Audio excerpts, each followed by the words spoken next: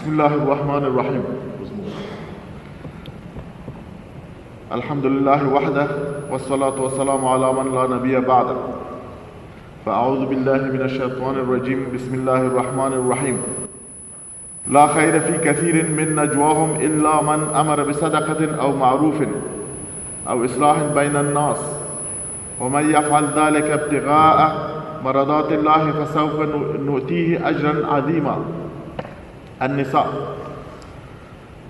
ټولو درنو وزارو ورونو خویندو او د کنفرانس ګډون کوونکو ته یو ځل بیا السلام علیکم ورحمت الله وبرکاتو.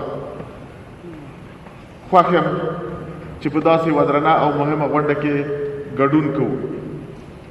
په پیل کې غواړم چې د قطر د محترم امیر، د خارجه چارو وزیر او چارواکو څخه د افغانستان لپاره د آلمان د خاص استازي او بیرګوف موسسې د مشر څخه مننه وکړم چې د داسې لوی او مهمې غونډې زمینه یې برابره کړې ده. اسلامي امارت د دوی دغه هڅو ته د قدر په سترګه ګوري. ګرانو هېوادوالو، د افغانستان اسلامي امارت د الله تعالی په نصرت او بیا د افغان مسلمان ولس په مرسته د تیرو تقریبا 12 لسیزو راهیسې د امریکایي او د هغې د متحدینو د یرغل په وړاندې وسلواله مبارزه کوي. په دې موده کې د سر او مال هر ډول قرباني ورکړي دي او ټولې نړۍ ته په کراتو ویلي چې د هېواد نه بهر تخریبي اجنډا نه لري، خو د هېواد خپلواکي او هلته زموږ د دیني او افغاني ارزښتونو سره سم اسلامي نظام جوړول زموږ ټولو حق. د همدې مقصد لپاره په نظامي او سیاسي برخو کې هلې ځلې کوي. لکه څنګه چې تاسو ته معلومه ده، د اسلامي امارت سیاسي دفتر د نورو هیوادونو ترڅنګ د امریکې هیواد د هیئتونو سره مخکې پرله پسې غونډې کړي دي. وروستي مذاکرات هم دلته په دوحه کې وو او پرمختګ هم پکې سوی، خو ځینې مهم ټکي لا پاتې دي چې باید نهایي او نړیوالو شاهدانو په حضور کې اعلان شي. دغه مذاکرات د نورو اړوند ټکیو ترڅنګ په 2 ټکیو باندې متمرکز وو چې هغه له افغانستان څخه د ټولو خارجي قواو وتل او د نورو هیوادونو د امنیت خلاف د افغانستان د خاورې نه استعمالول دي. باید ووایو د اشغال ختمول زموږ د ټولو افغانانو ګډ مسؤلیت دی او ویاړ هم ټول ملت ته راجع کیږي.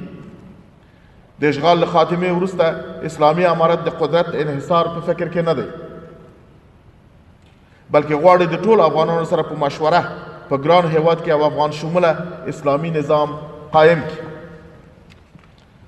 محترم ورونو او خویندو، اوس غواړم په مشخصه توګه د اسلامي د سولې په اړه او همدارنګه د افغانستان د اسلامي امارت داخلي او خارجي پالیسي باندې مختصر ډول باندې رڼا واچوم. سوله د افغانانو تر ټولو مهمه غوښتنه ده. له سولې پرته آرام ژوند، اقتصادي، تعلیمي، فرهنګي، اجتماعي او سیاسي پرمختګ ناشونی دی. هر چیرې چې د ولسونو څخه د ازادي حق واخیستل شي، ظاهره ده چې هلته به سوله له منځه ځي او ځای به جنګونه نیسي. جګړه په افغان ولس تپل سوې ده ځکه چې هېواد اشغال سوی او اشغالګرو یو اسلامي خپلواک نظام له منځه وړی. نو تر ټولو د مخه باید هغه عوامل له منځه لاړ شي چې په افغانستان کې د سولې له منځه تلو د جګړې د دوام باعث ګرځېدلي دي. د سولې لپاره مقدماتي اقدامات: اول، تور لیست. د سولې پروسه او تور لیست 2 متضاد مفاهیم دي، نو پکار ده چې دغه بې بنیاده تور لیست او د جایزې لیست ختم شي ترڅو د اسلامي امارت ټول مشران او استازي د قید او شرط څخه پرته وکولی شي چې د سولې او مذهبي او انساني ضرورتونو لپاره سفرونه وکړي. د بندیانو آزادول. امریکا او د کابل ادارې په لسګونو زره افغانان او مجاهدین په خپلو پټو او ښکاره زندانونو کې اچولي او له هغوی سره د ټولو قوانینو خلاف ناوړه او بد چلند کوي. د سولې د راتلو او فاصلې کمولو لپاره باید جانب مقابل د اسلامي امارت مجاهدین، عام بې ګناه افغانان چې د مجاهدینو سره د تړاو په تور زندانونو کې دي، آزاد کړي. د دوی کمه شمېره بندیان آزاد شوي خو کافي نه دي، باید ټول آزاد شي. همداراز ټولې ښځینه بندیانې که د هر لوري سره وي چې د ښکېلو اړخونو سره د تړاو په تور نیول شوي وي، آزاد شي.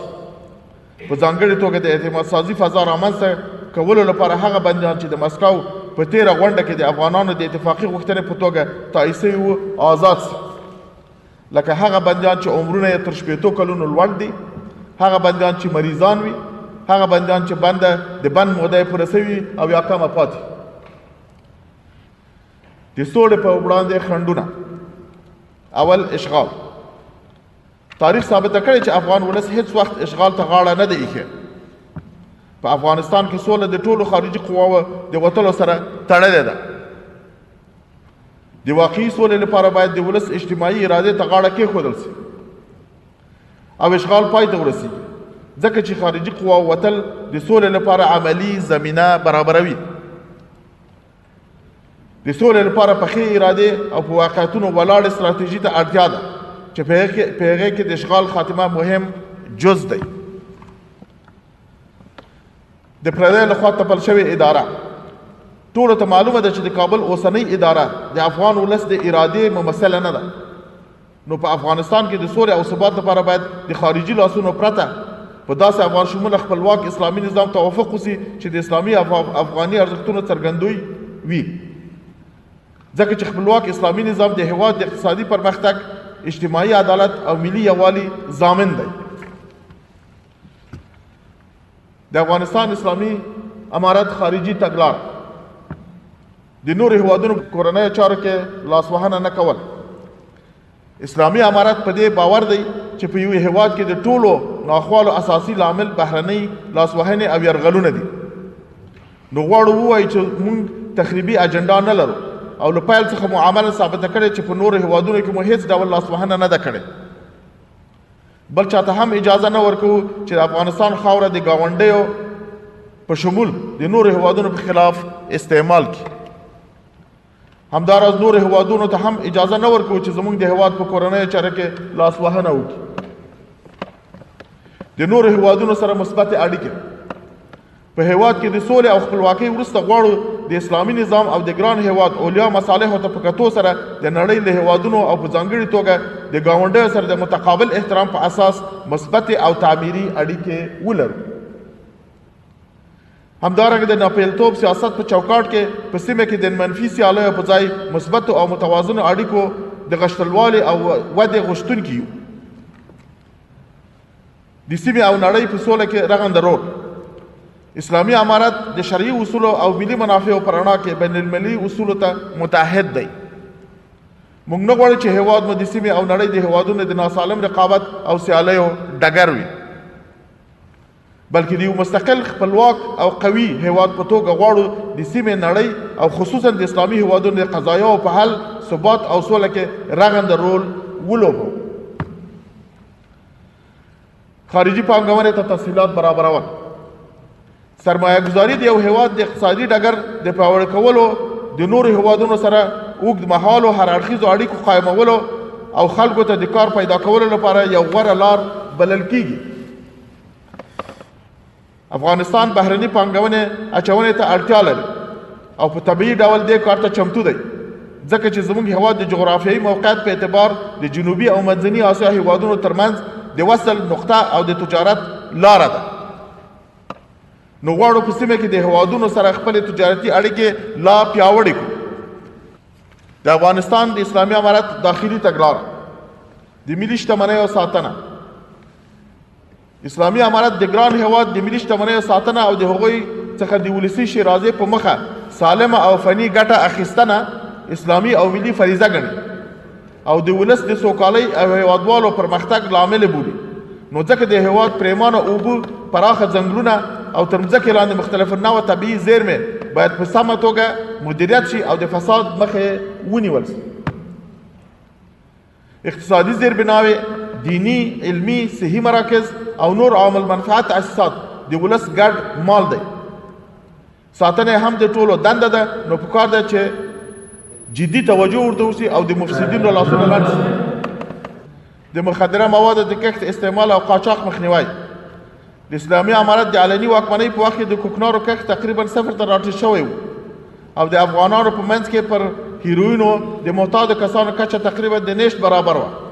خو د 18 کلن اشغال تر سیوري لاندې اوس په افغانستان کې د کوکنارو د کرل شوي مځکې مساحت شاوخوا 280,000 هکتاره او د محتاجینو شمیره څه د پاسه 15.3 میلیونه کسانو ته رسېدلی دی او ډېر برخه ماشومان او ښځې د اسلامي امارت پالیسي د کوکنار د کښت مخدره موادو استعمال او د قاچاق مخنیوی دی د اشغال تر ختمېدو وروسته د افغانستان اسلامي امارت مصمم دی چې د دوستو هیوادونو او نړیوالو سازمانونو په مرسته او هماهنګۍ په ټول هیواد کې د بدیل معیشت برابرولو سره د کوکنارو کښت ته تدریجا صفر ته راټیټ کړي او همدارنګه د مخدره موادو د استعمال او قاچاق مخنیوی وکړي د ملکي تلفاتو مخنیوی په افغانستان کې د روانې تپل شوې جګړې له امله د ملکي تلفاتو کچه مخ په زیاتېدو ده د خپل ولس دغه حالت نه یوازې مونږ بلکې به هر با احساس انسان ځوروي ځکه نو ډېرې وختونه مجاهدینو خپل عملیات له دې امله ځنډولي چې هلته د ملکي تلفاتو اندېښنه وي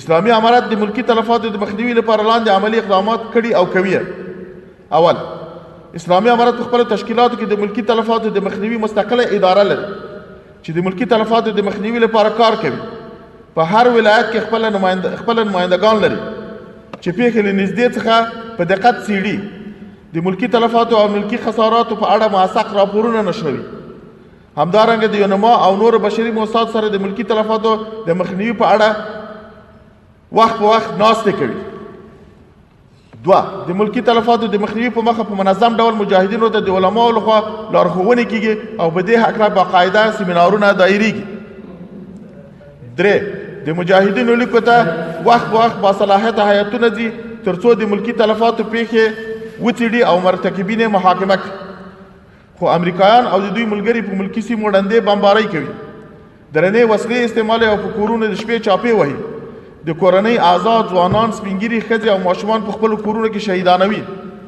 کورونه یې ورانوي او د کور شتمنۍ یې چور کوي خلک په اشتباه نیسي او بیا یې د تعذیب او شکنجې لاندې وغځوي له بده مرغه ځینې رسنۍ بیا عمدن داسې خبرونه نه نشروي او دغه ډول پیښې بې ثبته پاتې کیږي چې په نتیجه کې اصلي عاملین پټ پاتې شي او دا کار د مرتکبینو ته نور جرأت هم ورکړي چې خپلو جنایاتو ته ادامه ورکړي د ښځو حقوق اسلام ښځو ته ټول بنیادي حقوق لکه تعلیم کار د خاوند اختیار تجارت ملکیت میراث او نور حقوق ورکړي اسلامي امارت د ښځو د حقوقو په حق ډیره واضح او شامله تګلاره لري د اسلام او افغانیت په چوکاټ کې د ښځو حقوق باید په داسې ډول خوندي شي چې هم د هغوی روا حقوق تر پښو لاندې نه سي او هم انساني اسلامي او افغاني کرامت پر ځای سي همداراز اسلامي امارت ژمن دی چې د ښځو په خلاف ټول ناروا رواجونه او دودونه چې د ښځو حقوق تر پښو لاندې کوي له منځه یوسي په دې کې هیڅ شک نشته چې په افغانستان کې د ښځو د حقوق په وړاندې د اشغال له امله ګڼې ننګونې شته دي د ښځو د خشونت په زرګونه پیښې شوي دي همدارنګه په هیواد کې کیمیاوي بمونو د استعمال له کبله زیات معیوب ماشومان زیږېدلي دي زه به د خپلې خبرې په همدې باندې پای ته ورسوم تاسو له توجه او دقت نه ډېر تشکر او مننه کوم یو ځل بیا تاسو ټول ته ښه راغلاست وایم خدای مو راوله هر کله راسئ السلام علیکم ورحمت الله وبرکاتو